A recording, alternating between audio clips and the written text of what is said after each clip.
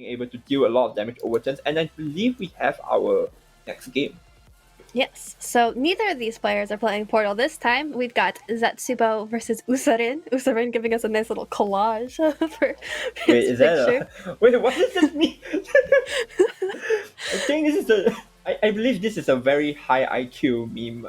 But anyway, back to the game. So unfortunately, I think we can only see Zetsubo hand. Mm-hmm. Yeah, so we've But it's fine. got a Shadow Mirror. Got Kurabane Alice for one and Pudding for the other leader. Cute. Mhm. And it looks like we might be seeing more of a This is a mech shadow, right? Shadow, yeah. But the other, Yeah. but Usorin is playing a Last Word Shadow, as we're seeing flagged by this ominous tyrant. Mm-hmm. Undying Resentment. That's a very interesting choice. I haven't seen that card in a while. That's a basic card as well. Yes, base card that does. It did do 2 damage and then Necromancy deal 4. Is that still where it's at? I think I got buffed at one point. It got buffed at one point, yeah. Let me just do a really quick search. But yes, the interesting part is that you use the necromancy effect, right, for Enea. So it's just more necromancy because for Enea, right, the bonus part about her is that whenever you use necromancy for the first time, you can summon a Jack Shovel, and Jack Shovel, as we have seen in previous games, has just proven to do a lot of work, being able to take out followers with low attack but high defense, because you just instantly destroy them due to Bane. Here's Nia, the real cornerstone of this deck. This is the real powerhouse. She does the work here. It's her deck, really. Like, Nicola's spell can help finish things out. Oh, Necro Impulse. Necro Impulse just to clear out here. There is a tell where, because we can't see USARIN hand, but there is a tell that either one, that is his only play, or two, he has multiple micro impulses and is not afraid to use one right now. Yeah, considering how many cards are in hand, it might just be his only play. But again, who knows? It could be like such a hand where it's only got. Yeah, I personally. Yeah, the unfortunate part is that because ZETSUBOU doesn't have the Enea on turn 4, the Enea doesn't summon is it called a droid? What droid does it call? Like, Shadowverse has so many droids for Shadow that I lost track. Let me just double check. I believe it's called Skeleton Droid, Skull Droid. It's basically a 3/3 that last word summons another Bone droid. Drone. Bone Drone, there we go. Forgetting Bone Drone. It's fine. But yeah, retracing the past is to draw one. Like, it's kind of fun. It's like we're playing against USARIN right now because we can't see his hand. It's like being on ladder. Yeah, it's like being on ladder. But considering he has 2 play points, there can be a chance of a Kyra coming down or another Psychopomp just to draw more. Being able to prop out the 4/4. I also wonder if that retracing the past drew the Psychopomp, because otherwise you could have played the Psychopomp first and then given last words to these cards that don't have last words with that retrace. Yeah, exactly. That would be more optimal, because being able to like turn your Leech and your Psychopomp to last word counts is very important, because now these cards aren't doing anything besides being like vanilla, right? It's just right there, just being nice and pretty. ZETSUBOU's side, he doesn't have a roly-poly, but with the Alien Remains, he can actually grab one if he is lucky. So Celeste Omega, just for tempo, I believe. And he might not be able to get a. Even if he doesn't get a roly-poly, he could still try to get an Enea. There we go as we speak. Hello, roly-poly. Hello. Nice of you to show up. I just say like the new roly-poly artwork just looks very nice. Like yeah. You can't say that. That's allowed. It is allowed. Roly-poly is very cute and deserves all the love. But it looks like we're going with a Force Resurrection here to start. Just showing how important Enea is. And dying here triggering the Necromancy, so we can activate the Jack Shovel Summon. You can even just pass here to get... Pass? Bone drone. Drone, there we go. A free bone drone right there. Oh, the Aeneas animated as well. Huh. Neat. Anyway, Full back to animated the board, actually, yeah. Yeah, back to USARIN's game. No, USARIN's turn. Um, you know what? Casting without hand is kind of interesting. We never know what they're gonna do. Yeah. Like he could try to like swing face the lurching corpse and maybe destroy it with either a Psycho Pump or a Wicked Rebirth, and then try to clear out from there. He might like play something, trade things. Yep. It might be a Tyrant turn as well, just because it's a simple, easy turn to just get rid of the board.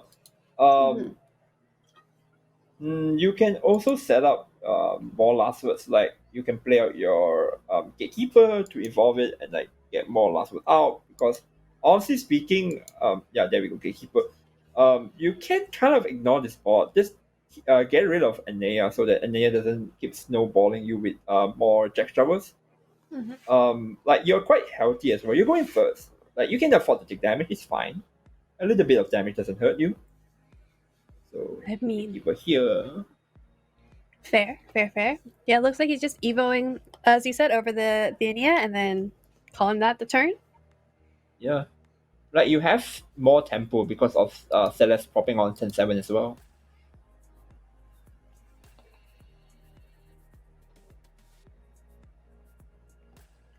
Is it roly-poly time? Is it roly-poly? Is it a cute robots then? Is it like play other things so that you can play the Goldmine Necromancer, and then get your Ania back, and then Steeled Hopes. Yeah, or you can just play the Gold Mine and just do AoE damage to the entire board. You could.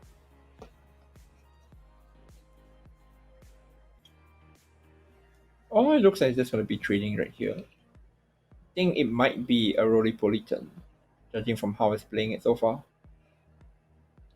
Yeah, looking like he wants to trade out that Lurching Corpse after everything else is traded out, and clearing the way for that roly-poly.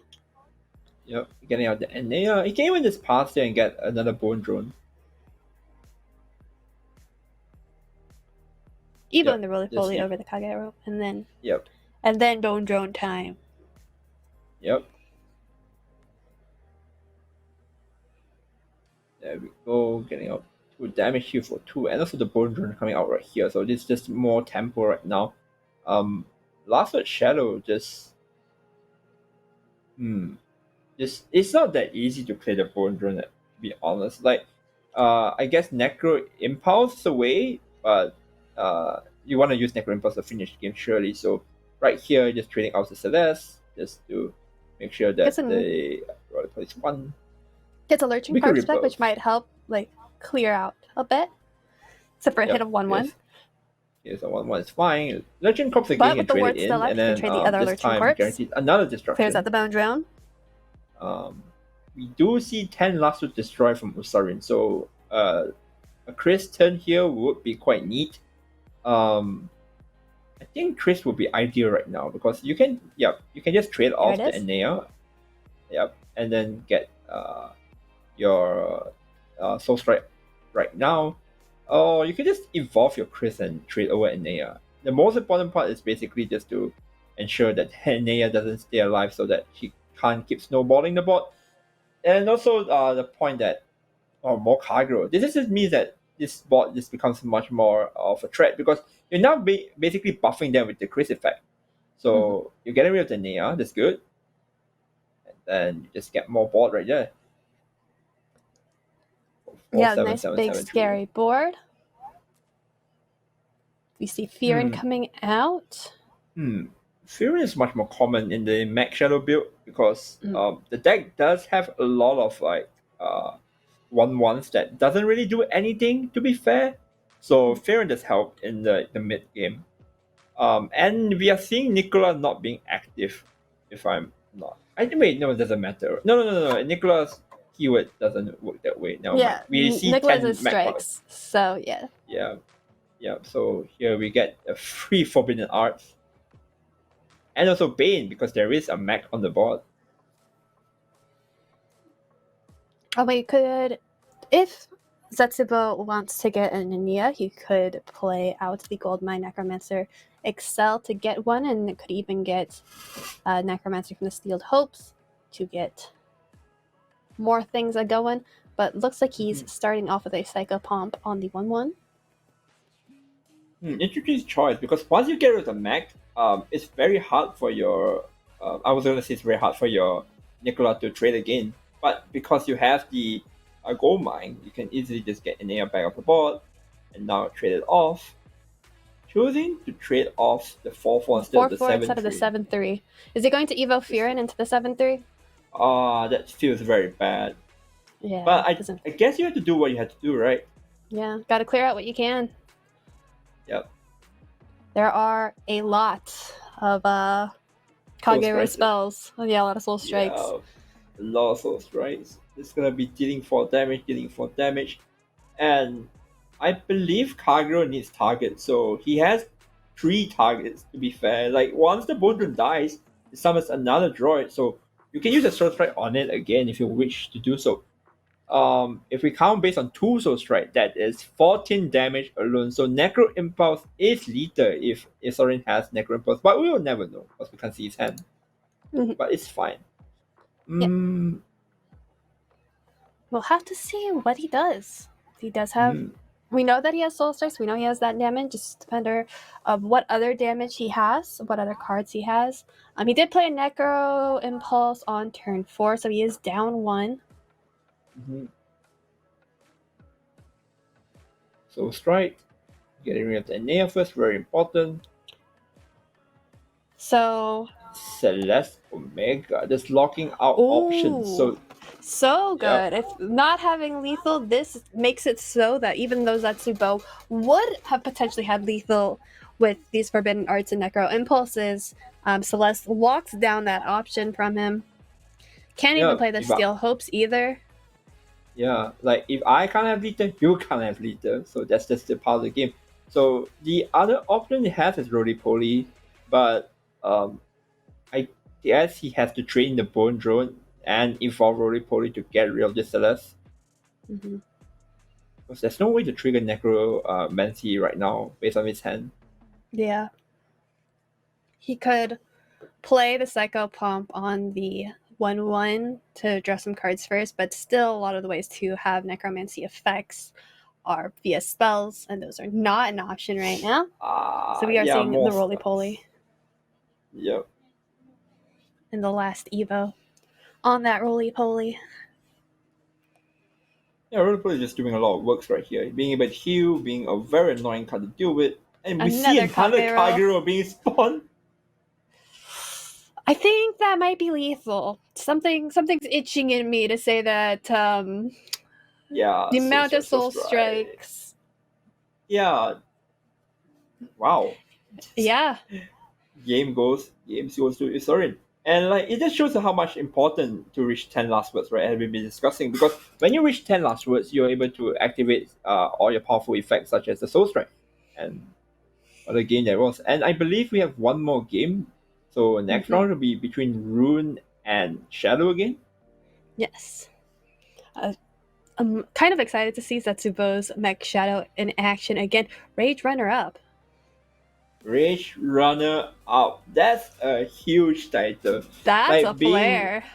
That's a flare. Rage, if you guys are not familiar with Rage, it's a very big Japanese tournament that appears, I think, 4 times a year. And it's one per season.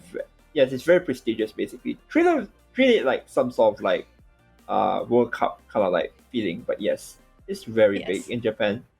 But yes, anyway, I'm glad I caught a glimpse of the clout. But yes, so that's the ball going first with a very strong tempo. Like Bone Fanatic is just very strong because even if you get rid of it in the early game, it just comes back as a 1/1 and continue to hunt you as a early drop. Yeah, and if that Bone Fanatic gets to stay around, it can combo with the Enya, as we saw in a previous round, to have that Necromancy trigger and get a good old Jack Shovel Gravedigger. But USARIN, perhaps aware of this combo, trades off that Bone Fanatic with Marie. Mm-hmm. Yep. So right here, just so much tempo early game. Like, this is just turn 3, and we're seeing like 2-1-1s, and now another one because of Enea's effect. Just spreading out so much terror. This Yeah, is rally just turn 3 already alone. equals 6. Yeah. Yeah, like you just need 4 more rally, and Farron's active next turn. And the core just doing a lot of work here. Getting rid of the Enea, very important. But there is a I spy a free Jack Shovel right here. So Goldmine will resurrect the Enea right here back. And you could either use the Steeled Hopes or the other 2-drop in hand. Both draw a card and summon a Jack Shovel Gravedigger at 4/5 with 3 other Machina followers in play. The tempo, the value. This is just so much aggression. Like, this is why going first for Max Shadow is just very good. Despite you not having the bonus effect from Enea because you have more evolve to summon a Bone Drone, you can still have so much tempo with this. Look at this. And like, if a Roly Poly is drawn on the next turn, the tempo continues.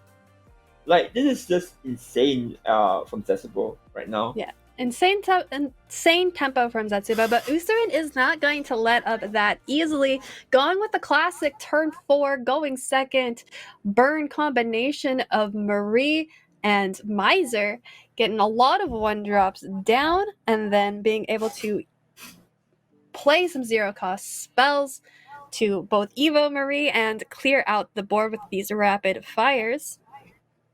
No, let's also get a free evolve for Marie. Being able to trade again. So, yeah, rapid fire. This is a clean trade. Yeah, just a very clean clear for USARIN.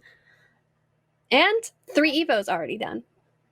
Yep, just like that. Just 3 Evos done like that. But it did take USARIN a lot of resources. As you can see, USARIN hand is also running low, being 4 hand size right now. But Force Acceleration right here will animate the Enea, and as you mentioned last time, we do have the silver card that triggers Necromancy, the Curse Binder, and now another Curse Binder. Curse. Oh, my bad. Not. Yeah. Yeah. Anyway, but yes. Want another Jack Shovel Gravedigger? You drew a Steeled Hopes. You could get another one. Yep. No, you can't get another one. This Anita's effect. Yeah, you can. It's once per turn. Yeah. It's once per turn. Yep. So the concentration here is to evolve the silver so that we can get rid of the Eleanor without losing stats on the Jack Shovel. Yeah. Which is pretty good because being a... Yeah. I was just going to say the Spitebound Curse Binder, for those who don't know, does deal 3 damage on the evolve. Just as an additional, like, make this card good effect. Yep. There's so much work going on. And now, again, USARIN has to respond to the board. This is how Shadow works these days, where they just create board and tempo where your opponent has to respect. If you don't respect it, you are dead to cards like Necro Impulse, you are dead to the tempo itself on the board. So it just shows the power of Shadow. And Max Shadow as well, like, you have another Wincon core Nicola, where Nicola gives you the Forbidden Spell, which also deals 4 damage, I believe. It deals 4 damage, and it deals 10 damage with Necromancy 20. Yep, and Necromancy 20 isn't hard to reach at all for Max Shadow, because look at how many tokens you're generating from Enea. Yeah. And Nicola's effect also reduces the cost of that Forbidden Arts to only 2 play points, so it's possible in this deck to have a 2 play point, deal 10 damage spell. Let that sink in. Yep. And now Vincent is played here to just get the Vincent effect. Oh, and Farron comes down. It's gonna be a very juicy 10. And Enea is still alive. Enea is still alive. Alright, we're seeing Draw first. Psycho Pump first. Getting a little draw. We could just play this to get the Forbidden Arts right now. Getting that Forbidden Arts right now. How do you feel about Ewing Face? I like Evoing Face. Just as in general, that's my preferred place to Evo. We like that Unga Bunga Go Face mentality. I mean, it is the last Evo, so I can appreciate wanting to hold on to it. Interesting. Using out the repair move. Oh, there we go. He's gonna Evo Face. There we go. There we go. I see 2 damage. I go Face. This does set up for if he draws into a Necro Impulse, I believe with the Forbidden Arts it's very close to Lita, and the Alien Remains also can grab you another Nicola if you I mean, fortunate. If the whole board dies, then that's 5 shadows, right? Yeah. And then you've got things in hand, so you could like play the other Alien's Remains to get a repair mode. And then boom, you've got another shadow. Yeah, this is 17 shadow on board when all of them die, and you just need 3 more shadows. And balance the balanced card. Actually, wait, let me just. Yes. The Inherited Balance summons 2 assembly droids and can evolve them at this stage. Yeah. So if there's things for these assembly droids to trade into, we already have lethal in hand. Yeah. So theoretically speaking, ZETSUBOU does have lethal in hand, and it looks like it might. Yeah, it looks like he might be able to do it because right now USARIN, unaware of ZETSUBOU hand, is just gonna make a board where all this rapid fire is coming out. Yeah, we've got a bunch of rapid fires and the potential to clear out the board, but that can only take you so far. Yeah, rapid fire right here. Yeah, both players just demonstrating a lot of tempo each turn, a lot of good plays each turn. But here we go. Yeah. There's the Inherited Balance. You don't even need to use like the Aeon's Remains for the repair mode. Just the balance is enough to get you to 20 shadows. And then Forbidden Arts for lethal. Yep. Forbidden Art. Singular art. Yes. Oh, very well played from ZETSUBOU. They're taking the game 2-1. Must be feeling pretty good about that. Yeah, like seeing that Rage Flare must be super intimidating going into that game. And knowing that he was playing a potentially featured match, there's definitely like a little sweaty hand action and pressure there. But able to take that set and move on to the next round with that win.